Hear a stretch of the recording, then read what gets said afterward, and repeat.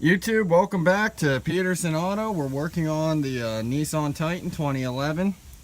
Right now we're doing rear brakes and rotors, so pads and rotors actually. You remove your wheel, should be fairly self-explanatory. Take your lug nuts off, and then you have your caliper. There's two retaining pins, they're 10 mil right here and down here. There we go. So there you can see them. And then take those two off and you push down on this little clip right here, and that allows you to push the caliper out.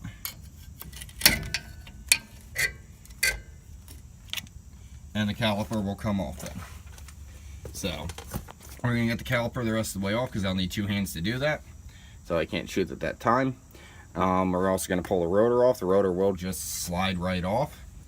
So we're going to pull the caliper and rotor off, and we're going to get back and lube everything up and show you the fine points of this brake system. Okay, YouTube, we're back here. The rotor had a little bit of wear in it, so there's a little lip back here on the parking brake setup, so it had to be pounded off. You know, just put a little bit of tension on it with a pry bar and gently hit it with a hammer, and eventually it'll come off. It's a very slow process. The other option is to adjust the brake adjuster right down in here. However, when you look from behind, there's no access, so you know, not really getting into the technical service manual here and looking things up. You know, I just slid it off with a little bit of force and didn't cause any damage. So. But you could adjust that adjuster the whole way in to get the e-brake set up the way it needs to be set up too. So that's a possibility number two for you as far as getting that off if it sticks. So now we got this off. It's actually pretty clean. We're going to put a little bit of anti-seize between the lug studs, not on the studs. Don't get them on the studs, but between the studs. And that'll keep the rotor from sticking next time you go to take them off. We have our caliper up here. We're going to take our pads out and lube everything for the pads. Make sure the sliders move well, which they do. So we'll make sure those sliders move well. When I took the caliper off, one thing to remember is that the way it's mounted here, there's nothing really that supports it. So when you pop it off, have a hand on it so it doesn't fall down and swing around on the brake hose. So, you know, that will damage your brake hose. One thing to be really aware of on this vehicle. Another thing is your frame mounted bracket for the overload bumper here. Mine had a lot of dirt down in here. Kind of see some of it up there still too. But mine had a lot of dirt. And I actually went ahead and scraped and cleaned some of that out. And we'll probably get a little more out of the back here. You know, just to be on the safe side, because you know, frame rust is never a good thing on a vehicle. So we'll make sure we get all that dirt and junk out of there while we're here, because it doesn't hurt to do little things like that. So I'm gonna get everything lubed up for you, show you what I lubed and where, and get it put back together.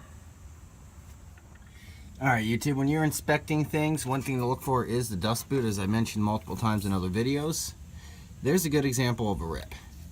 I don't have a caliper here or a rebuild kit to get a new dust boot in it, so that's going to sit there for now.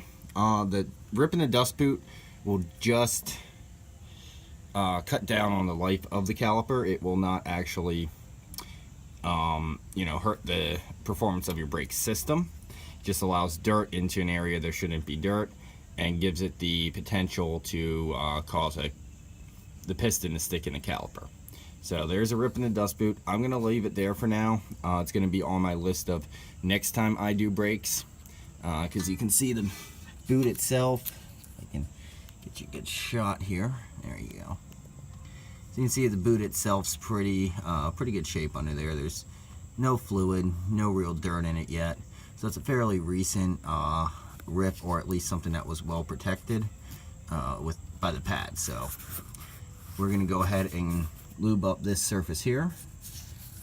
These rear calipers you just compress like a normal one. I use the giant plier method I've described previously to compress them, but we're going to lube up this surface here, the inside of each of these surfaces. We're gonna make sure these move, which they do, so we're good. We're gonna also lube up the hub here so the rotor doesn't stick, and it has these slider tracks on the actual bracket. These will come off, new ones will go on, and those will get lubed too. Alright YouTube, one more excerpt before things go back together. Today we're working with the Powerstop Extreme Z36 Extreme Truck and Towing brake pads. Faster break-in, premium hardware included, which is nice. I always get pads that have the hardware included. For the $5 more, it saves you the $15 piece of hardware at the local auto parts store. So they're copper free. You know, whatever they're trying to advertise there, it's not really a bad thing necessarily. They are ceramic and carbon. So ceramic and carbon is going to tell you that they're kind of a hybrid pad. They're not a full ceramic, but they're not a carbon metallic pad either. So the good thing with that is you're getting a pad that's going to perform like a ceramic without all of the downsides of a ceramic. So that being said, they're really nice pads. They have the little stainless shims on the back here that are for anti-squeal. I still go ahead and lube things up, you know, as I said earlier. Make sure I lube things up either way. They do have those shims, which is nice, and they have all the hardware included. Most of it's already on there. So, you know, really nice piece here. So we're gonna get those put on and get the rest of the way back together for you. All right, YouTube, everything's back together. To put the caliper back together, you put the piston side pad in first, then the wheel side pad. Once you have that all in the caliper and lubed up, you slide the bottom into its retainer channel like this one here. There's one on the bottom, and then you push it in until the top's in. These kind of suck as these slide hardware here actually like to center themselves. So you'll have to push the bottom one out, slide the bottom in, push the top one out, and then slide the top in. And this little piece here will keep it retained. Keeps it, you know, doesn't really keep it retained, but keeps pressure downward, keeps it in place, and gets everything where it needs to be. So it's actually not a bad rear brake setup. Make sure you hit your rotor with brake clean if it's not coated. As far as rotors go, these are the cheap ones, and I run the cheap ones on most of my vehicles because of two reasons. Most modern vehicles are designed for one lifespan of pads. The rotors are going to be worn out. That's just the max and min thickness on them, which are usually on the outside rim, or, you know, the face, or maybe in here of the rotor.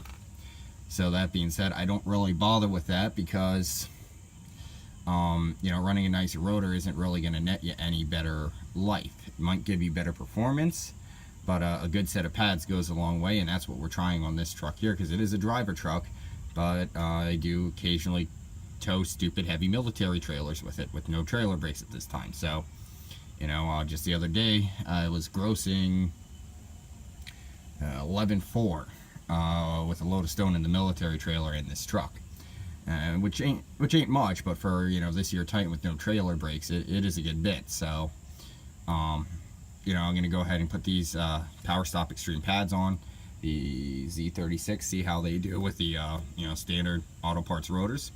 And we'll probably do a little bit later review video on those then too, at one point in time, after I get a couple decent hauls in with them. So I know the rears don't do as much of your braking, but in a situation where you're loading the rear with the trailer, yeah, your rear brakes will make a noticeable difference. So next time I have the trailer out, we'll see how that does. But last thing we need to do is go ahead and just put our wheel back on, torque the lug nuts, and this side is done. I'll go on to the next and get that one finished. It'll be the same as this side, just a slightly mirrored image. What we need is a 10 millimeter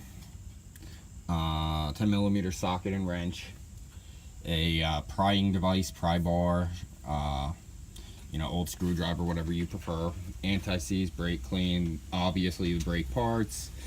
We use the large pliers here. There, now they're touching, so now you can see how big they are. Very large channel lock pliers to put the piston back in, and then it's a 21 millimeter for the lug nut. So there's very few tools involved here. I did also have to break out the hammer and a larger pry bar to get the rotor off, as I mentioned earlier there, because it was sticking a bit. Just you know, pry gently and hammer it, and the hammering will actually shimmy it off. That doesn't work. You'll have to back down the e-brake setup, but like I said, I couldn't find a way to actually do this on this offhand without taking the rotor off. So one thing to always check, you know, make sure that's set right. When you do put it back on, I did have to make an adjustment. I just spun the little adjuster. One way will make the pads expand, the other, or shoes expand, the other will make them contract.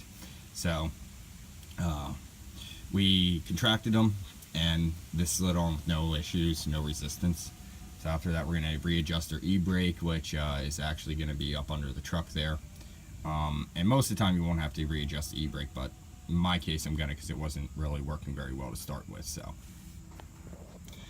alright, that's how to replace rear brakes and rotors on a 2011 Nissan Titan. If you have any questions, comments, or just want to say hi, you know, make sure you leave a comment, like, and don't forget to subscribe so you can keep watching Peterson Auto.